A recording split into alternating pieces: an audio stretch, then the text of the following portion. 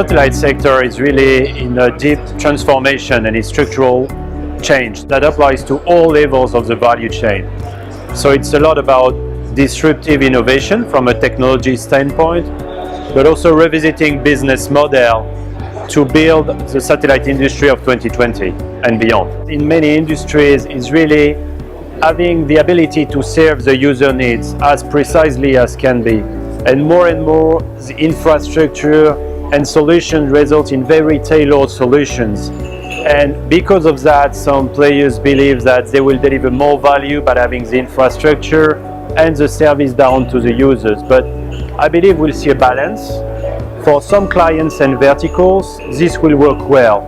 But there will be other places where dedicated service companies will remain and will be strong players, and where the infrastructure operators will essentially be partners of that ecosystem.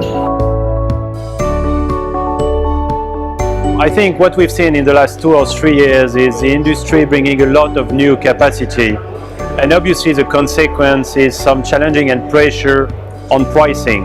So the fact to see that pressure is difficult in the short term for operators, but having more efficient infrastructure and services at a lower cost will enable the development of new services, and that period and change will prepare for the growth of the industry in the coming years.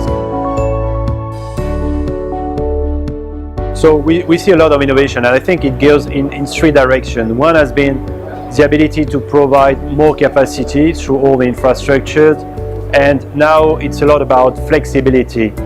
Demand is more uncertain, and certainly you work on assets that will be in the skies for years. So what you need to make sure is that those assets remain efficient over the years. And so flexibility is a key word, and certainly we see digitization, digital payloads, digital manufacturing taking a large role.